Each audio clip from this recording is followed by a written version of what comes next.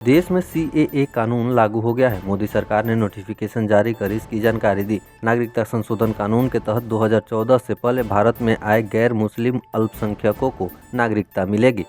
CAA के तहत जिन देशों के गैर मुस्लिम अल्पसंख्यकों को भारत में नागरिकता मिलेगी उसमें बांग्लादेश, पाकिस्तान और अफगानिस्तान शामिल है। हरियाणा से एक बड़ी खबर सामने आ रही है। हरियाणा में भाजपा और जेजेपी का गठबंधन टूट गया है।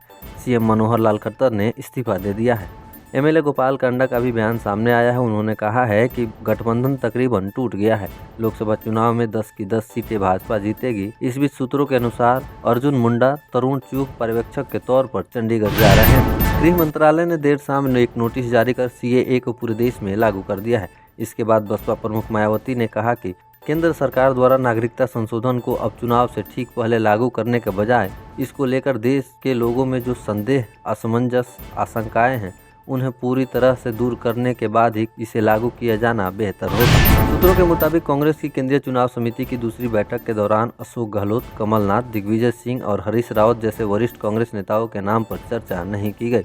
सूत्रों की माने तो पता चलता है कि सभी राज्यों के वरिष्ठ कांग्रेस नेता आगामी लोकसभा चुनाव नहीं लड़ सकते। मिशन दिव्यास के तहत भारत ने 5000 किलोमीटर तक मार करने वाली घातक मिसाइल अग्नि 5 की फ्लाइट टेस्टिंग कर ली है। अब संकेत मिलने लगे हैं कि भारत की मजबूत होती सैन्य शक्ति से चीन परेशान नजर आ रहा है। दिल्ली के 41 गांवों में पीएनजी गैस कनेक्शन की शुरुआत हो गई है। केंद्रीय गृह एवं सहकारिता मंत्री अमित शाह ने दिल्ली ग्रामोदय अभियान के तहत पीएनजी गैस कनेक्शन के साथ कई विकास कार्यों का उद्घाटन किया। इस अवसर पर उन्होंने महिलाओं को पीएनजी कनेक्शन के शुरू होने पर बधाई दी। पूर्वी लद्दाख में चीन के साथ लगभग 4 वर्षों से चल रहे सीमा विवाद की पृष्ठभूमि में विदेश मंत्री एस जयशंकर ने कहा कि इस अवधि में तनाव से किसी को फायदा नहीं हुआ।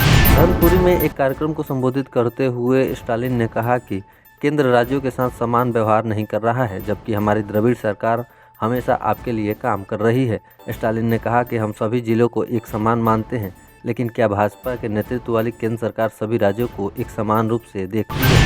हैती के प्रधानमंत्री एरियल हेनरी ने इस्तीफा दे दिया है। हेनरी का इस्तीफा तब आया है जब क्षेत्रीय नेताओं ने पास के जमैका में राजनीतिक परिवर्तन की रूपरेखा पर चर्चा करने के लिए मुलाकात की। पाकिस्तान में सियासी हलचल जारी है। यहाँ घरेलू और अंतर्राष्ट्रीय स्तर पर तमाम परेशानियां बनी हुई है।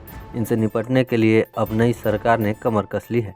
इसलिए 4 बार वित्त मंत्री रहे इसाक डार को यहाँ के विदेश मंत्री के रूप में नियुक्त किया गया है। ऐसी ही और खबरों को जानने के लिए सब्सक्राइब करें भारत लोक को।